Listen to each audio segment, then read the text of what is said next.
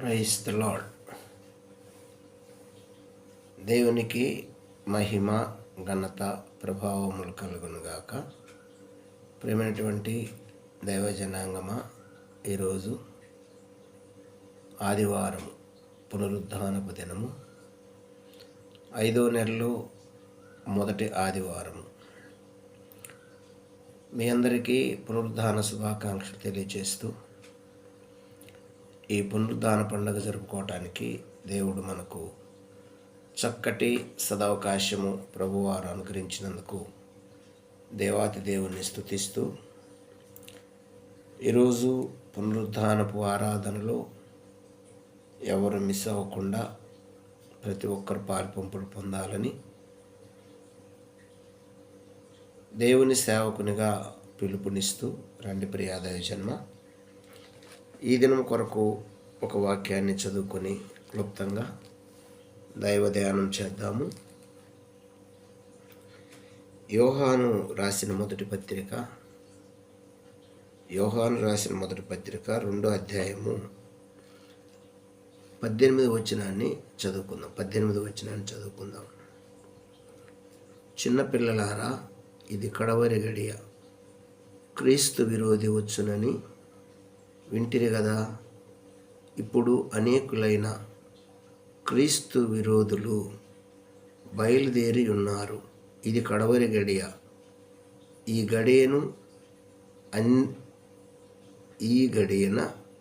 అన్ని దీని చేత తెలుసుకొనుచున్నాము.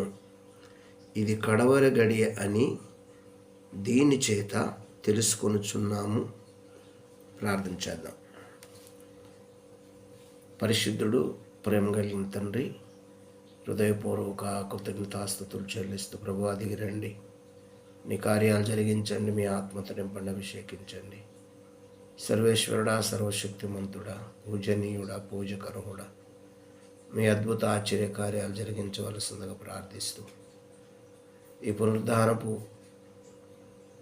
పండుగ జరుపుకుంటున్న మా అందరితో మరొకసారి మీ స్వరం వినిపించమని ప్రార్థిస్తూ, మాతో అందరితో మాట్లాడి మేము పొందమని యేసునామములో అడుగుచున్నాం తండ్రి, ఆమేన్. హల్లెలూయా. దేవునికి స్తోత్రం. క్రీస్తునందు నాకు అత్యంత ప్రేమైనటువంటి జీవము కలిగిన దేవుని కుటుంబమా, దైవ సమాజమా, దేవుని ప్రజలారా,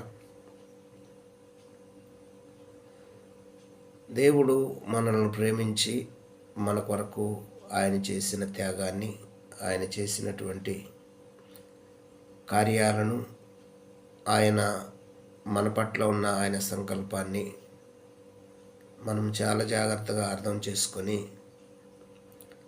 దేవుని పనిలో ముందుకు వెళ్ళాలి. ఎందుకు ముందుకు వెళ్ళాలి అంటే, ఇది కడవరి గడియ. ఇదేంటి? కడవరి గడియ. ఈ కడవరి గడియలో, కడదినాలలో మనం ఉన్నాం కాబట్టి, ఈ కడవరి గడియ ఏ విధంగా ముందుకెళ్తుందో, ఏమి జరుగుతుందో వాటన్నిటిని పరిగణలో తీసుకొని సమయమును పోని ఒక సద్వినియోగం చేసుకుంటూ దైవజ్ఞానం కలిగిన వారై దేవుడు చెప్పిన పని త్వరగా నెరవేర్చాలి అని ప్రతి ఒక్కరూ చురుకుగా, మెలకువగా ముందుకెళ్లాల్సినటువంటి అవసరం ఉన్నది. సువార్త ఈరోజు లెగుస్తున్నారు. సువార్త ప్రకటించకుండా ఆపేవాళ్ళు లెగుస్తున్నారు. ఇక బైబిల్ కూడా దొరకని రోజులు వస్తాయేమో. ఇటువంటి పరిస్థితులు వచ్చే ప్రమాదము మన ముందు పొంచి ఉన్నది కాబట్టి, మరి ఈ కడవరి గడియలో చేయవలసిన పని ఏమిటంటే, అన్ని పనులలో, అన్ని విషయాలలో మనము త్వరగా మరి ముందుకు వెళ్ళవలసినటువంటి బాధ్యత మన మీద ఉంది. ఏమండి, దేవుని పనిని వెనకబెట్టి ఏ పనిని చేసినా అది లాభం లేదు. ఎందుకంటే ఇది కడవరి గడియ. దేవుని పని ముందు చేయాలి, మన పని ఏమని ఉంటే ఆ తర్వాత చేసుకోవాలి. ఆ విధంగా మనము సిద్ధపడాలి. ఇక దేవుని సన్నిధానాన్ని ఒక్క నిమిషం కూడా మిస్ అవ్వకుండా జాగ్రత్తగా చూసుకోవాలి. ఇది కడవరి గడియ. ఇక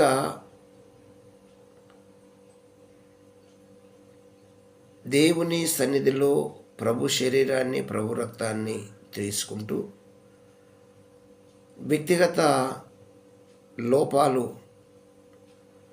ఏదో జరిగించాలి, ఇదిగో ఈ ఆశ నెరవేర్చుకొని అప్పటి నుంచి పరిశుద్ధంగా జీవిద్దాంలే అనుకొని వాయిదా వేస్తూ పరిశుద్ధ జీవితము, క్రీస్తుకు ప్రీతికరమైన జీవితం జీవించటానికి వాయిదా వేస్తున్నావేమో. ఇది కడవరి గడియ. బాప్తిసం పొందకుండా ఎన్నో సంవత్సరాల నుంచి మందిరానికి వస్తూ మా పిల్లలు పెళ్ళైన తర్వాత బాప్తిసం పొందొచ్చు, లేకపోతే పలాని మొక్కుబడి ఉందో తీర్చుకొని పొందొచ్చు అంటూ మనసులో మొక్కుబడించుకొని దేవుని మందిరానికి కొన్ని సంవత్సరాల నుంచి వస్తున్నావేమో. ఒక 2 సంవత్సరాలు, 3 సంవత్సరాలు, 5 సంవత్సరాలు, 10 సంవత్సరాలు. ఇక లేటు చేయకు. ఇది కడవరి గడియ. అనేక క్రీస్తు విరోధులు వస్తున్నారు. సువార్త అందకుండా చేసే రోజులు వస్తున్నాయి. సువార్త ప్రకటించకుండా ఆపే రోజులు వస్తున్నాయి. ఎందుకు అంటే ఇది కడవరి గడియ. ఈ కడవరి గడియను అర్థం చేసుకొని ప్రతి ఒక్కరూ త్వరితగతిగా చేయవలసిన పని ఏమిటయ్యా అంటే, మరి దేవుని కార్యాలు ఎక్కడెక్కడ ఆగిపోయాయో వాటిని ముందు జరిగించి దేవునికి ఇవ్వాల్సిన ప్రాధాన్యత, పరిశుద్ధత, నీతి,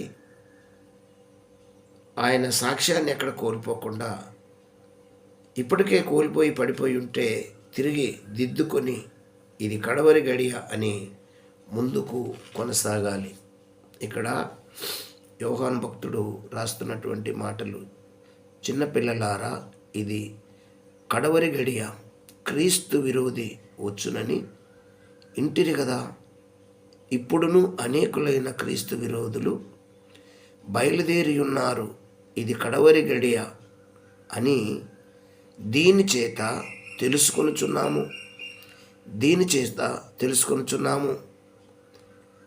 ఈ విషయాన్ని చాలా జాగ్రత్తగా అర్థం చేసుకోవాలి. అంటే రెండో రాకట సమీపంగా ఉంది. రెండో రాకడ, ఈ రెండో రాకడకు ముందు ఎన్ని జరుగుతాయి అని యేసుక్రీస్తు ప్రభువారు మత్తయి సువార్త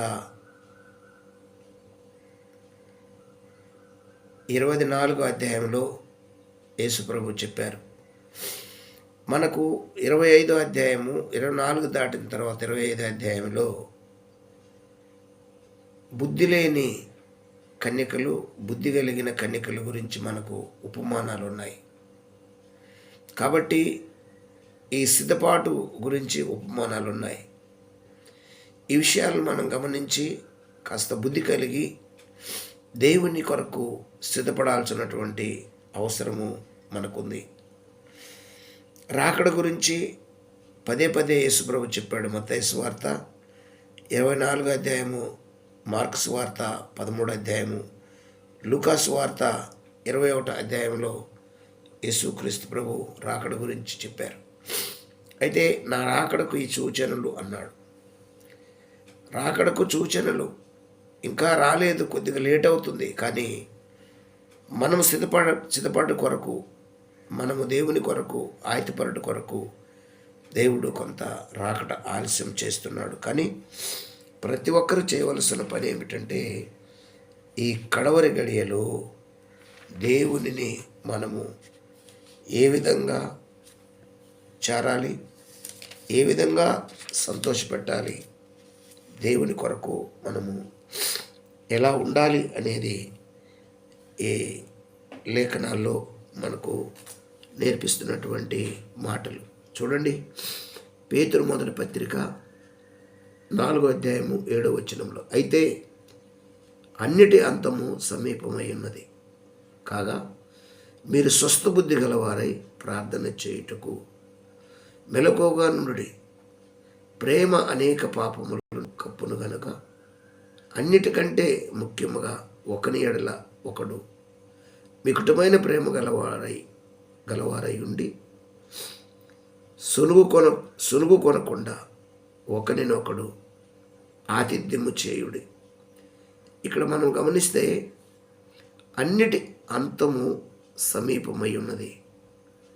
కాగా మీరు స్వస్థత బుద్ధి గలవారై ప్రార్థన చేయుటకు మెలకువగా ఉండుడి. ఏ బుద్ధి అంట? దేవుని పట్ల, సత్యం పట్ల, నీతి పట్ల, పరిశుద్ధత పట్ల స్వస్థత బుద్ధి కావాలి. క్రీస్తు శరీరము క్షేమాభివృద్ధి చెందాలి. క్రీస్తు శరీరము క్షేమాభివృద్ధి చెందాలి, అభివృద్ధి చెందాలి. అభివృద్ధి చెందడానికి కావలసినటువంటి అన్ని విషయాలు మనము ఏం చేయాలంటే దేవుని సన్నిధానంలో నేర్చుకొని దేవుని కొరకు ఆయత్తపడి స్వస్థ బుద్ధి. ఏ స్వస్థత బుద్ధి? హృదయం స్వస్థత, మనసు స్వస్థత. శరీర స్వస్థతలు ఉండవని మనం చెప్పుకోవట్లేదు, కానీ శరీర స్వస్థత పొందినోడు పరలోకానికి, కేవలం శరీర స్వస్థత పొందినవాడు పరలోకానికి రాడు. మరి ఎవరు పరలోకానికి వస్తారు అంటే ఆత్మ స్వస్థత పొందినవాడు, ఆత్మ స్వస్థత బుద్ధి గలవాడు, రక్షణ పొందినవాడు పరలోకానికి వస్తాడు. శరీర స్వస్థత పొంది చనిపోతే నరకానికి వెళ్ళిపోతాడు. ధనవంతుడు నరకానికి వెళ్ళాడు. ఆత్మ స్వస్థత కలిగి చనిపోతే ఎలీషా తన ఎముకలు తగిలి అనేకులు స్వస్థత పొందారు. వాళ్ళు పరలోకానికి వెళ్ళారు.